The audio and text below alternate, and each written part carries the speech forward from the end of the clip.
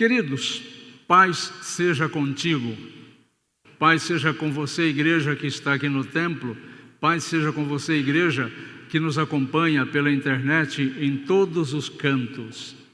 Hoje quero compartilhar com vocês o ensinamento do livro de Jó. Livro de Jó, capítulo 7, versículos de 1 a 7. Jó, capítulo 7, versículos de 1 a 7, nos diz assim: Não é penosa a vida do homem sobre a terra? Não são os seus dias como os de um jornaleiro? Como o escravo que suspira pela sombra, e como o jornaleiro que espera pela sua paga, assim me deram por herança meses de desengano e noites de aflição me proporcionaram. Ao deitar-me, digo, quando me levantarei? Mas comprida é a noite, e farto-me de me revolver na cama até a alva. A minha carne está vestida de vermes e de crostas terrosas, a minha pele se encrosta e de novo supura.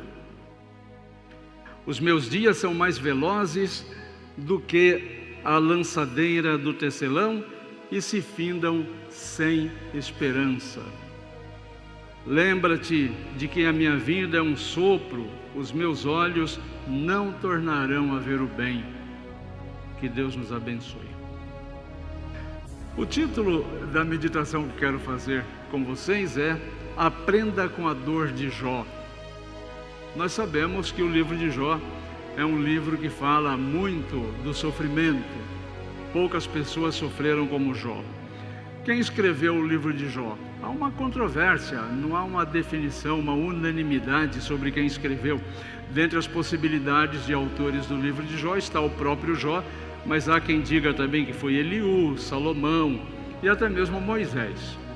A datação, quando esse livro foi escrito, é outro problema complicado. Mas há um consenso entre os estudiosos que ele remonta ao tempo de Salomão, por se tratar de um livro de sapiência. Então, é um livro de sabedoria que remonta por alguns detalhes dentro do livro que acontecem desde a época de Salomão. Então, vamos considerar aí que foi o próprio Jó que escreveu o livro e que o livro é do tempo de Salomão. Nesta época, também havia uma mentalidade entre as pessoas de que o sofrimento, que é o tema de todo o livro de Jó, que o sofrimento era resultado do pecado das pessoas. No tempo de Jesus, isso ainda era muito frequente, isso ainda era muito notório, tanto que quando apontam para Jesus uma pessoa com um problema portadora de deficiência, as pessoas perguntam para Jesus, quem pecou, foi ele ou foram seus pais, para que ele nascesse assim? Na época de Jó, esse ensinamento era mais contundente ainda. Quando alguém sofria, os amigos diziam rapidamente, esta pessoa está em pecado, ainda que fosse um pecado particular que ninguém soubesse, mas o sofrimento, sem dúvida, seria resultado do pecado. As pessoas em volta de Jó começam a insistir com ele de que ele, de fato, deveria ter cometido algum pecado.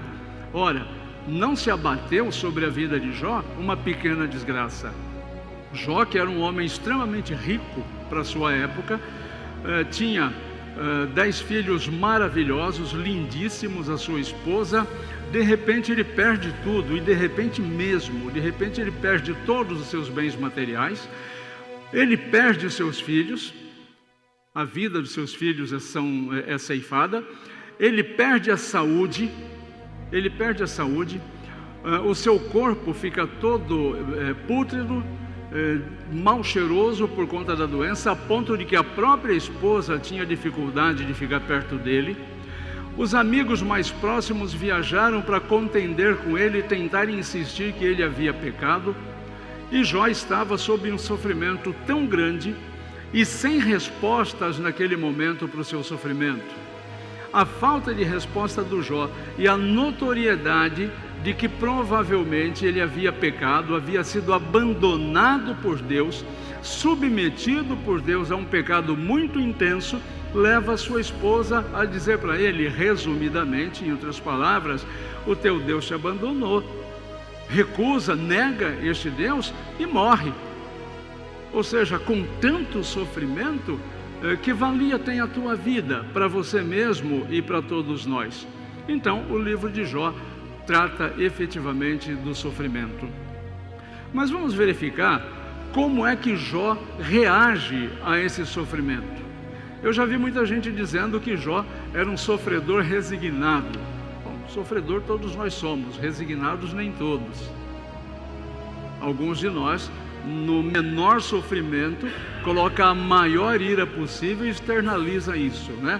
Atingindo inclusive quem não tem nada a ver, que são as pessoas mais perto. Então, às vezes, uma pessoa sofre, está passando por um sofrimento no ambiente de trabalho.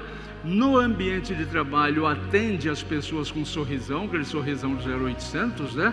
Atende com um sorrisão maravilhoso, trata com cordialidade. É claro que há exceções, porque em alguns comércios a gente entra. Uma vez numa loja, eu entrei num comércio, a moça estava com a cara tão feia que eu disse para ela assim: calma, eu só vim comprar. Eu só vim comprar, sossega, né? Mas não é a maioria atende bem, mesmo passando por problemas. A questão é que quando chega em casa, em vez de ser com muito mais propriedade, simpático, carinhoso, simpática, carinhosa com quem está em casa, descarrega toda a ira que não pôde descarregar nos clientes, no atendimento. Não é assim?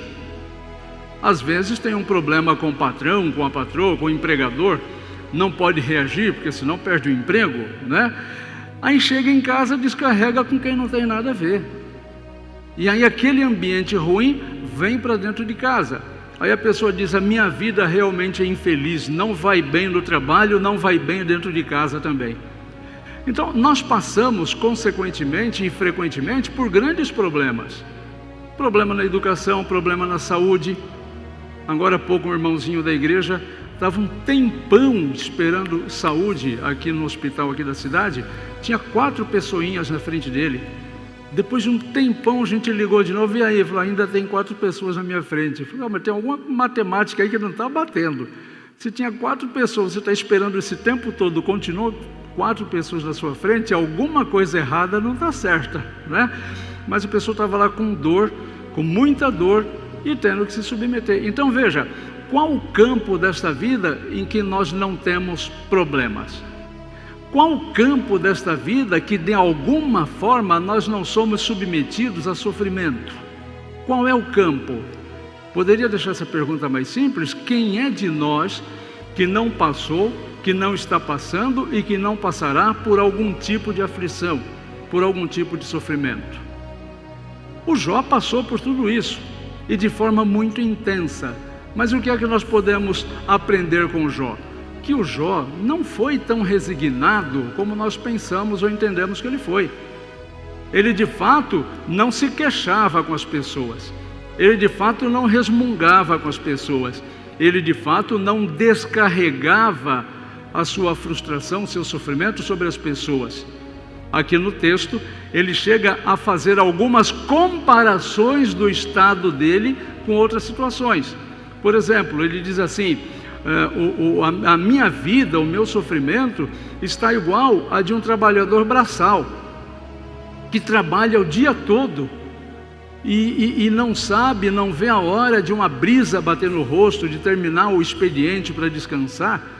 Ele está dizendo: a minha situação está parecendo com a de um jornaleiro que ganha por jornada de trabalho, né? A pessoa que tem um prazo ali para trabalhar. Só que estas pessoas, diz o Jó, estas pessoas, quando termina a fadiga da sua labuta, elas têm a possibilidade de descansar. E eu não consigo sequer descansar. Então eu sou mais miserável que um trabalhador braçal, que trabalha na lavoura que não lhe pertence, que trabalha na lavoura de outra pessoa, que é mal pago. A minha situação ainda é pior, porque aquela pessoa no fim do dia descansa e eu não consigo descansar. Aquela pessoa dorme e eu não consigo dormir. Eu tenho medo de me mexer na cama e me machucar mais ainda, porque as minhas feridas se rompem conforme o movimento do meu corpo. É isso que o Jó está dizendo. Chega um momento que o Jó diz assim: eu não sei sequer se eu vou acordar, porque tamanho é o meu sofrimento e as dores do meu corpo, que eu tenho a impressão que eu não verei mais a bênção do Senhor.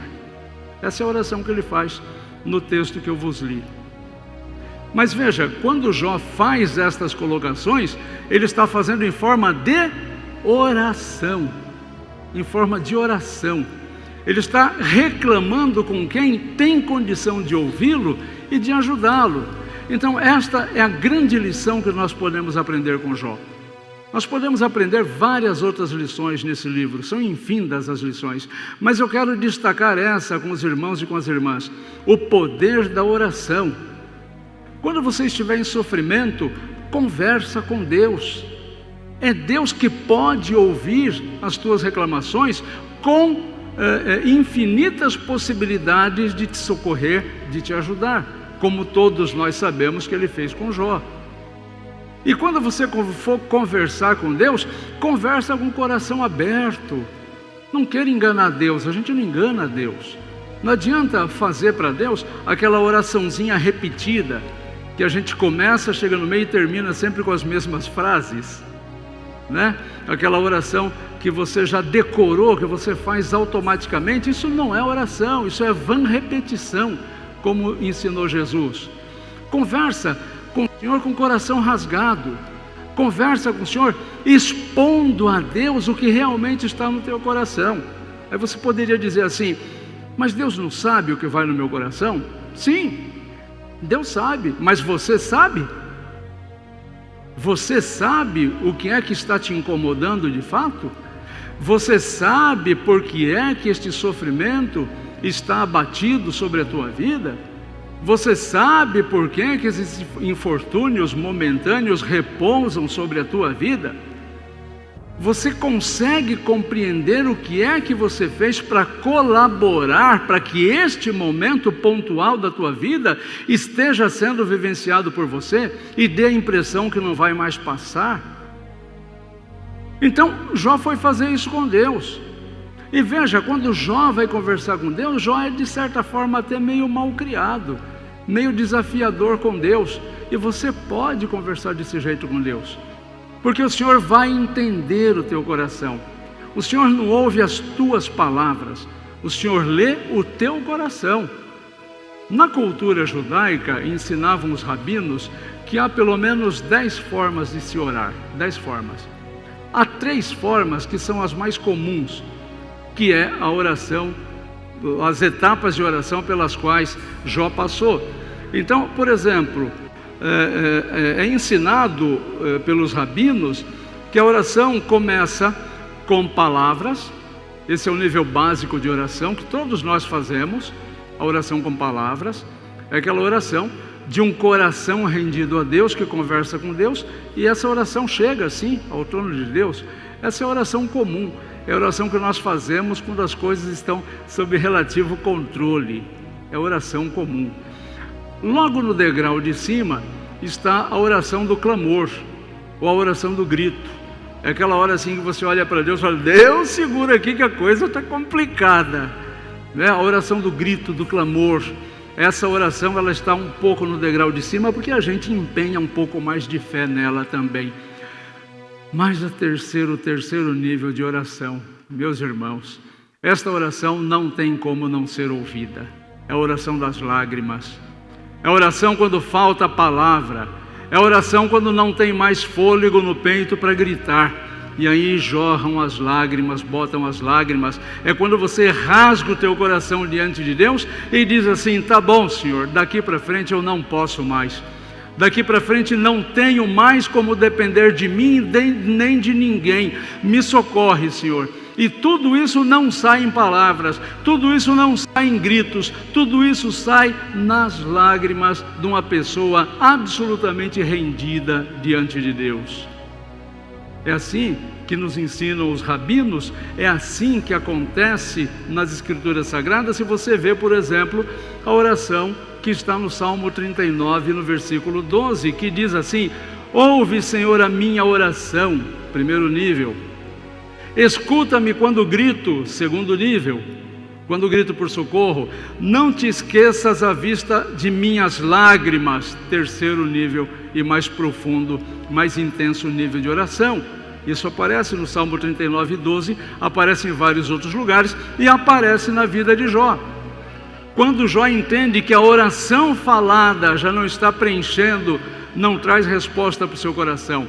Ele vai gritar, mas esse grito também já não traz resposta para o seu coração, e ele se rende em lágrima diante de Deus. É neste momento que Deus restabelece tudo na vida de Jó. Apesar disso, é a Deus que Jó se dirige. Apesar dos problemas, é a Deus que Jó se dirige.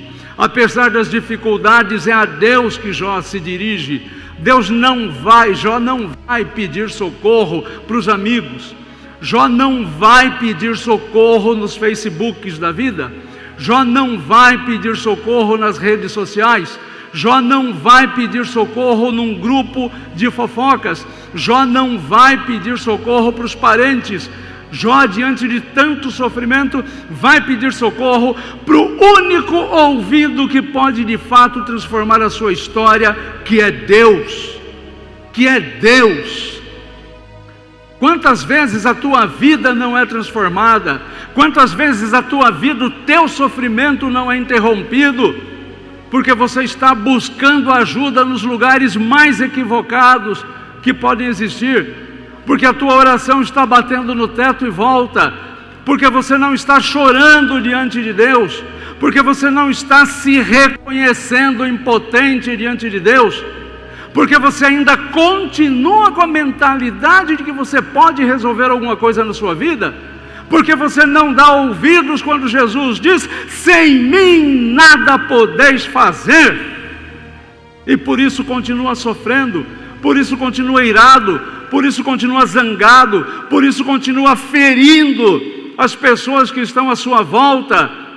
Porque você não permite se desmontar diante de Deus, para que Deus transforme a tua vida e a vida das pessoas que estão em volta de você. Porque diz a palavra que pela vida de um a salvação entra na casa. Então por que não permitir? Por que insistir no sofrimento? Por que insistir na tristeza? Por que insistir na mágoa? Por que insistir na raiva? Por que insistir na inimizade, se nenhuma destas coisas jorra do trono de Deus? Por que insistir nisso? Por que esse prazer no sofrimento? Por que este prazer na angústia?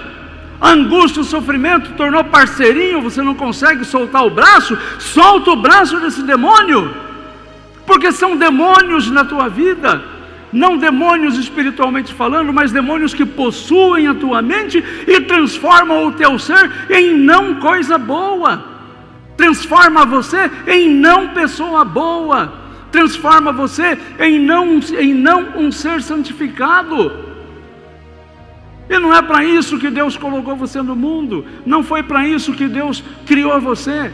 Deus criou você para glorificar o nome de Deus e para ter um prazer eterno e intenso diante de Deus. Quem em são juízo não quer ser extremamente alegre, apesar dos problemas e apesar do sofrimento? Ter a consciência de que pode chorar livremente diante de Deus, que Deus vai enxugar essa lágrima sem nenhum constrangimento, sem nenhuma cobrança, sem lançar no rosto absolutamente nada.